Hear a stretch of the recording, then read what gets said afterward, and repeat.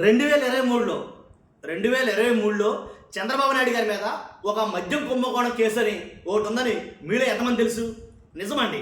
అది అలాంటి కుంభకోణం కేసు కాదు. సుమారుగా 25,000 కోట్ల రూపాయలకు సంబంధించిన కుంభకోణం కేసు ఆయన మీద ఉంది. అది సిఐడి కేసు నమోదు చేయబడింది. ఆ కేసుని మీద అండ్ ఆల్రెడీ చంద్రబాబు నాయుడు గారు బెయిల్ మీద ఉన్నారన్న సంగతి ఎంతమంది తెలుసు? ఒకవేళ బెయిల్ రద్దయితే చంద్రబాబు నాయుడు గారి మీద ఉన్న ఏదైతే మద్యం కుంభకోణం 25,000 కోట్ల రూపాయల కుంభకోణం కేసులో బెయిల్ మీద ఉన్నారని ఎంతమంది తెలుసు? ఒకవేళ ఆ బెయిల్ రద్దయితే, ఒకవేళ అరెస్ట్ అనేది జరిగితే, చంద్రబాబు నాయుడు గారు ఇప్పుడు సీఎం కదా, మరి అరెస్ట్ అనేది జరిగితే ఆ తర్వాత సీఎం ఎవరవుతారు ఏంటి? ఇలాంటి కొన్ని మాటలైతే కనుక ఈ వీడియోలో మనం మాట్లాడబోతాం. మర్చిపోద్దు, ఫస్ట్ అయితే లైక్ చేయండి. ఎందుకంటే మ్యాక్సిమం చాలా మందికి తెలియని విషయం మాట్లాడుతున్నాం కాబట్టి ఫస్ట్ లైక్ చేయండి. మీ బాధ్యతగా ఎక్కువ మందికి షేర్ అవుతుంది. లైక్ చేయడం వల్ల నాకు కూడా మోటివేషన్గా ఉంటుంది. కొత్తగా మన ఛానల్ ఎవరైనా చూస్తే పక్కాగా సబ్స్క్రైబ్ చేయండి. పార్టీలకు అతీతంగా మన వీడియోలు ఉంటాయి, దాంట్లో ఎలాంటి ఒకటి లేదు. కానీ ఫస్ట్ అయితే కనుక లైక్ చేయండి. కొత్తగా మన ఛానల్ ఎవరైనా చూస్తే పక్కాగా సబ్స్క్రైబ్ చేయండి. మీ అమూల్యమైన అభిప్రాయాన్ని ఖచ్చితంగా కామెంట్ రూపంలో తెలియజేయండి. ఏంటంటే 2023లోనే ఓ సిఐడి కేసు చంద్రబాబు నాయుడు గారి మీద నమోదైంది. అది కూడా మద్యం కుంభకోణం కేసు. ఇప్పుడు ఎందుకు చెప్తున్నారో మీద అంటే కనుక ఉంది, దానికి దీనికి ఇంటర్ కనెక్షన్ ఉంది. అందు గురించి చెప్తున్నా.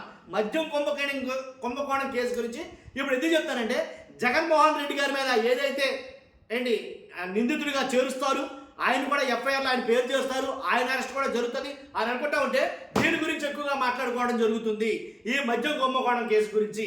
కాబట్టి 100% ఒకవేళ అలా జరిగితే కనుక, అది అటు ఉంచితే కనుక జగన్మోహన్ రెడ్డి గారు అరెస్ట్ అవుతారో లేదో తర్వాత విషయం. ఇప్పుడు ఈ మద్యం కుంభకోణం కేసు చంద్రబాబు నాయుడు గారిది 2023లో జరిగిన సంఘటనలు కొన్ని గుర్తు చేస్తున్నారు. చాలా మంది దీని గురించి మాట్లాడుకున్నారు కాబట్టి మనం అంతగా చెప్పాలనుకున్నాం.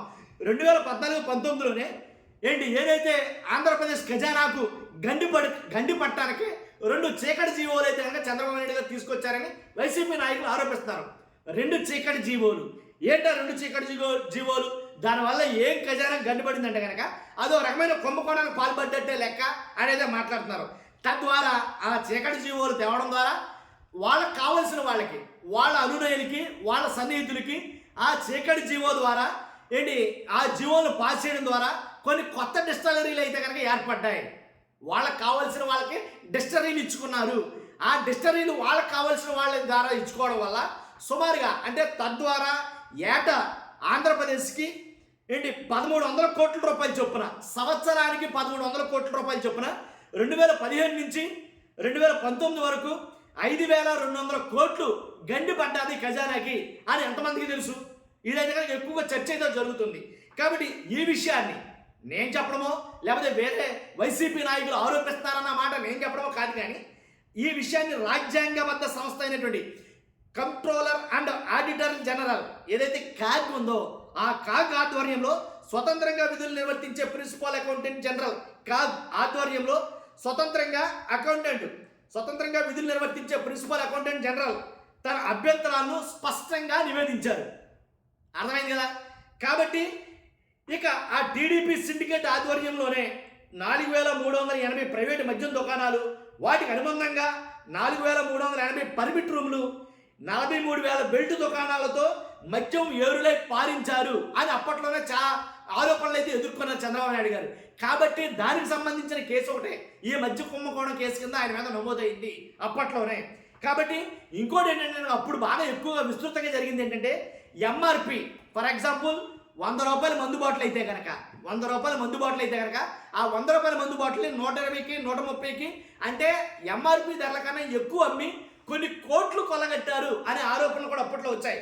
కాబట్టి ఎంఆర్పి కంటే 20% అధిక ధరలకు మద్యం విక్రయాలు సాగించి 5 ఏళ్లలో ఆయన పరిపాలన సాగించిన 5 ఏళ్లలో సుమారుగా 20,000 కోట్ల రూపాయలు కొల్లగట్టారు అనేది కనుక ఎక్కువ ఆరోపణలు అయితే అప్పటి నుంచి వచ్చాయి. కాబట్టి దాని నిమిత్తమే మొత్తం 25,000 కోట్ల రూపాయల దోపిడీకి పాల్పడ్డట్టు అందు గురించి దాని మీద పూర్తిగా విచారించమని ఒక కేసు అయితే నమోదు చేయడం జరిగింది. 2023లోనే సిఐడి కేసు నమోదు చేసింది. నమోదు చేయడంతో పాటు 2014-19 టీడీపీ ప్రభుత్వంలో అప్పటి ఎక్సైజ్ కమిషనర్గా వ్యవహరించిన ఐఎన్ నరేష్, అప్పటి ఎక్సైజ్ శాఖ మంత్రి కొల్లు రవీంద్ర, అప్పటి సీఎం చంద్రబాబు తదితరులపై ఐపీసీ సెక్షన్లు ఏవైతే ఐపీసీ సెక్షన్లు ఉన్నాయో 166, 167, 166, 167, 409, 120B, రెడ్ విత్ 34, అలాగే అవినీతి నిరోధక చట్టంలోని సెక్షన్లు ఏంటి, తర్వాత 31 అలాగే 13(1) డి రెడ్ విత్ 13/2 కింద సిఐడి ఎఫ్ఐఆర్లు నమోదు చేసింది. ఇది చాలా మందికి తెలియని విషయం. అప్పట్లో ఒక సంచలనం సృష్టించింది ఈ కుంభకోణం కేసు చంద్రబాబు నాయుడు గారి విషయంలో. కాబట్టి ఆ కేసులో అప్పటి చంద్రబాబు నాయుడు గారు అప్పటి నుంచి ఒకసారి నోటీస్ చేయండి, అప్పటి నుంచి ఎప్పటి వరకు చంద్రబాబు నాయుడు గారు బెయిల్ మీదే ఉన్నారని ఏంటి వైసీపీ నాయకులు ఇప్పుడు చెప్తున్న ప్రధానమైన లేవనెత్తుతున్న అంశం ఇదంతా కూడా. కాబట్టి ఎప్పటికీ బెయిల్ మీద ఉన్నారు. కానీ ఒకవేళ బెయిల్ రద్దు అయితే ఏంటి అనే వార్తలు ఎక్కువ వస్తున్నాయి. చంద్రబాబు నాయుడు గారికి ఇప్పుడు సీఎంగా ఉన్న టైంలో బెయిల్ రద్దు అయితే ఏంటి పరిస్థితి? మాజీ ముఖ్యమంత్రి గారిని జగన్ గారిని అరెస్ట్ చేయడం అది పెద్ద లెక్కే కాదు, అది వేరే అంశం.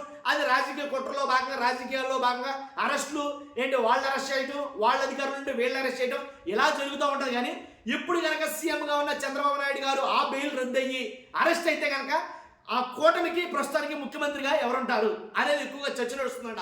వాళ్ళకే ఏంటి, ఆయన అరెస్టు కాలేదు, ఈ కేసు తిరగదోడడం లేదు, ఆయన బెయిల్ క్యాన్సిల్ అవ్వలేదు, కానీ ముఖ్యమంత్రికి ఎవరుంటారు అనే టాక్ మాత్రం, పబ్లిక్ టాక్ మాత్రం ఎక్కువైపోయింది. దాని గురించి ఎక్కువగా అయితే చర్చించుకుంటున్నారట. ఇది మరీ చోద్యం కదా. కాబట్టి ఇంకోటి ఏంటంటే, దీని విషయం అయితే కనుక ఇంకా కొన్ని విషయాలతో మీతో నేను పంచుకోవాలనుకుంటున్నాను. ఏంటంటే తమ వారికే దోచిపెట్టారు అనే దాని మీద ఒకటి. అంటే 2014-19 టీడీపీ ప్రభుత్వ హయాంలో కేవలం 4 డిస్టరీల నుంచి ఏకంగా 53.21% మద్యం కొన్నారంట. ఇప్పుడైతే కనుక జగన్మోహన్ రెడ్డి గారి హయాంలో డిస్టరీలు 4 కాదు, చాలా డిస్టరీలు అయితే పెట్టారు. కానీ జగన్మోహన్ రెడ్డి గారి హయాంలో పెట్టిన డిస్టరీలు అవేవి కాదు, మీరు ఒకటి తెలుసుకోవాలా.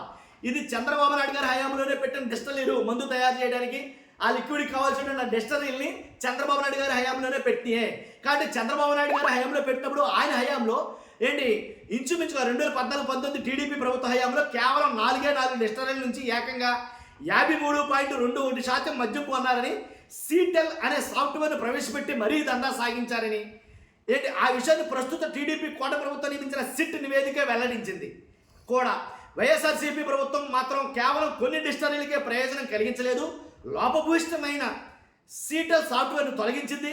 సగటున ప్రతి డిస్టలరీకి 5 నుంచి 10% ఆర్డర్లు వచ్చేలా పారదర్శకంగా వ్యవహరించింది. ఇదైతే నేను చెప్పగలను డంకపదంగా, పార్టీలకు అతీతంగా.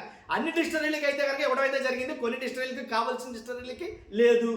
తర్వాత ఊరు పేరు లేని 200 బ్రాండ్లు, దీని మీద పెద్ద రభసే జరిగింది. జగన్మోహన్ రెడ్డి గారిని చాలా అంటే టార్గెట్ చేశారు హయాంలో. ఏంటంటే ఏదో జగన్ జే బ్రాండ్లని ఏంటి, బూమ్ బూమ్ బీర్లని ఇలా రకరకాల పేర్లు పెట్టి మా ఎటకారంగా వ్యంగ్యంగా చేశారు అప్పట్లో. కాబట్టి అంతకు ముందే ఉన్నాయి కొన్ని బ్రాండ్లు, అవి అయితే కనుక వీళ్ళు చెప్పుకోలేకపోయారు, వాళ్ళు చెప్పారు అంతే తేడా. కాబట్టి చంద్రబాబు నాయుడు గారి హయాంలో ఉన్న కొన్ని ఏంటంటే మద్యం కుంభకోణంలో వినిపిస్తున్న మరో మాట ఊరు పేరు లేని బ్రాండ్లు. అసలు ఇలాంటి బ్రాండ్లు ప్రవేశపెట్టిందే చంద్రబాబు నాయుడు గారు.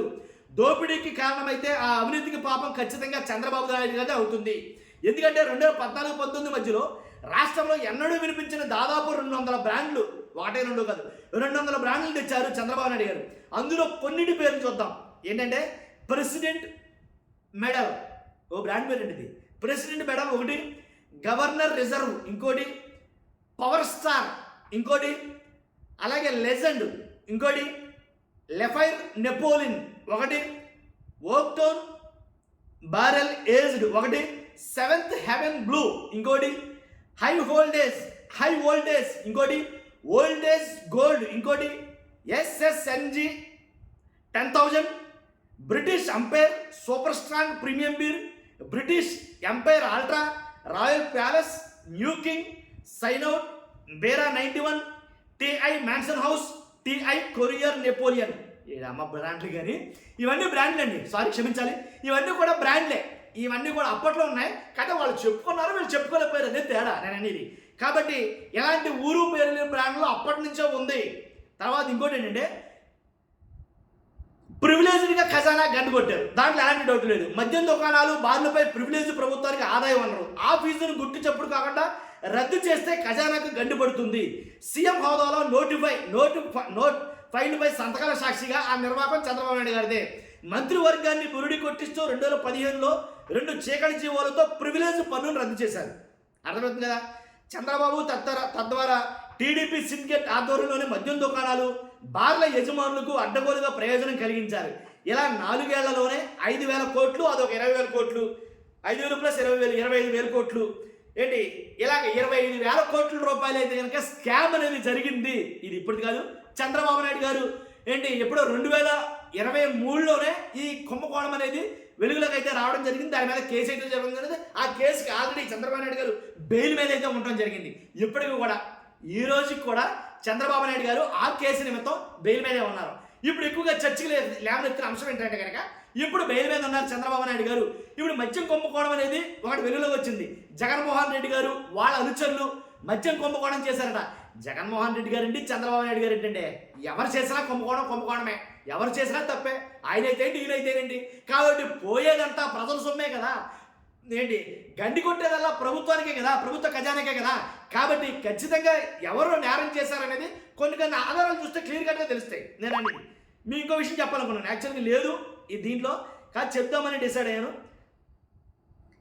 ఏంట్రా అంటే కనుక అసలు వాస్తవంగా దేని నిమిత్తం ఇప్పుడు ఎలా అంటే మద్యాన్ని ఎక్కువగా అమ్మితే లంచాలు ఇస్తారా, అమ్మకాలు తగ్గిస్తే లంచాలు ఇస్తారా, ఇలా కొన్ని ప్రశ్నలు అయితే అడుగుతున్నారండి వైసీపీలు. మద్యం ఎక్కువగా వైసీపీ అయ్యాలో మద్యం ఎక్కువగా అమ్మలేదు, లంచాలు ఇవ్వడానికి ఆస్కారం ఎక్కడ ఎక్కువగా అమ్మితే లంచాలు ఇస్తారు కదా. అలాగే మద్యం రేట్లు విపరీతంగా పెంచేసింది వైసీపీ హయాంలో. మద్యం రేట్లు పెంచేసుకుంటే ఇస్తారా లేకపోతే తగ్గిస్తే ఇస్తారా, తగ్గించింది. కానీ ఇలా ఒకటి కాదంటే చాలా ప్రశ్నలు అయితే ఉండిపోయినాయి. ఇది ఇంకా బాగా ల్యాగ్ అయిపోయేటటువంటి వీడియో. కానీ చూస్తున్నాం మీరు అందరూ కూడా. మీ అభిప్రాయాలు ఏంటో కామెంట్ రూమ్లో పంచుకోండి ఖచ్చితంగా. అంతే కదా, లైక్ చేయండి ఫస్ట్. ఎక్కువ మందికి ఇన్ఫర్మేషన్ జరుగుతుంది, నాకు కూడా బాధ్యత ఉంటుంది, అది మీ బాధ్యత. అంతేకాదు కొత్తగా మన ఛానల్ ఇస్తే ఎవరైనా సరే పక్కాగా సబ్స్క్రైబ్ చేయండి. Thank you very much.